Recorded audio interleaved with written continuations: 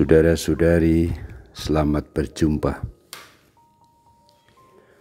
Pada kesempatan ini saya ingin mengajak Anda merenungkan adorasi sebagai saat kita bersama Bunda Maria dan Santo Yusuf membawa Yesus Sang Terang. Ungkapan kita bersama Bunda Maria dan Santo Yusuf membawa Yesus Sang Terang berkaitan dengan ketika Maria dan Yusuf membawa Yesus, kanak-kanak Yesus, ke Yerusalem. 40 hari sesudah ia lahir, Yesus lahir, menurut hukum Taurat, seorang anak laki-laki sulung harus dikuduskan bagi Allah pada hari ke-40. Dan itu ada dalam Lukas bab 2. Yang menarik ketika Bunda Maria dan Santo Yusuf membawa Yesus di Genisah, mereka berjumpa Simeon, seorang yang sangat suci dan saleh, seorang yang menantikan penghiburan bagi Israel. Dia atas dorongan Roh Kudus hidup dan kemudian datang ke bait suci dan menyambut Yesus yang dibawa orang tuanya Bunda Maria dan Santo Yusuf. Kita ingat kata-kata Simeon yang juga selalu kita ulangi dalam kompletorium atau ibadat malam. Sekarang Tuhan, biarkanlah hamba-Mu ini pergi dalam damai sejahtera, sesuai dengan firman-Mu.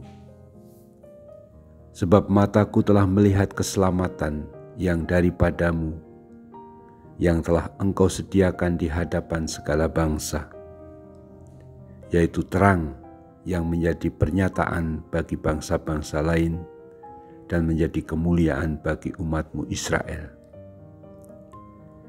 Simeon menatang Yesus, menyambut Yesus, dan mengatakan inilah Sang Terang yang menjadi pernyataan bagi bangsa-bangsa lain dan kemuliaan bagi umat-Mu Israel.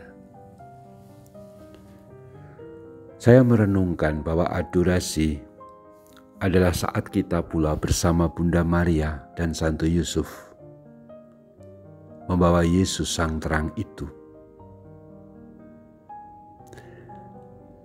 Kita bisa merenungkan 1-2 hal.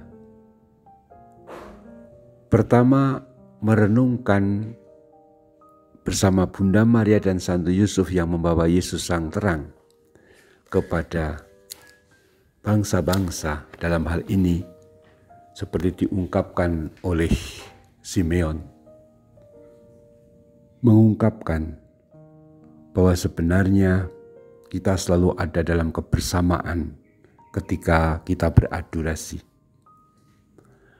Kita sedang bersama Bunda Maria dan Santo Yusuf. Ketika kita adorasi di depan sakramen Maha Kudus, kita sebenarnya sedang bersama Bunda Maria dan Santo Yusuf, tetapi juga bahkan semua orang kudus. Aspek ini penting, aspek kebersamaan ini penting untuk direnungkan. Kadang kita pas adorasi, apalagi pas sendirian di kapel adorasi, atau bahkan Anda yang adorasi live streaming dari rumah, kemungkinan merasakan sedang sendirian. Tetapi sebenarnya tidak begitu. Kita bersama Bunda Maria dan Santo Yusuf. Simeon bisa melihat Sang Terang, yaitu Yesus Kristus, Tuhan kita, itu karena dibawa oleh Maria dan Santo Yusuf, orang tuanya. Begitu pula kita semua mengenal Yesus, itu juga berkat Bunda Maria dan Santo Yusuf dan orang-orang kudus para rasul yang mewartakan Yesus hingga saat ini melalui begitu banyak orang yang terus mewartakan Kristus. Di lain pihak kita pun kemudian diundang juga membawa sang terang itu, yaitu Yesus Kristus, kepada sesama kita. Kapan? Saat kita menerangi kegelapan yang dialami oleh teman-teman kita, entah kegelapan dalam bidang ekonomi, kegelapan dalam bidang psikologi, kegelapan dalam panggilan, kegelapan dalam hidup rumah tangga, dan itu semua bisa terjadi. Kalau kita beradorasi, kita mesti ingat bersama Bunda Maria, Santo Yusuf, mereka yang berkeluarga, yang ternyata membawa terang bagi Simeon pada waktu itu, dan juga untuk kita semua.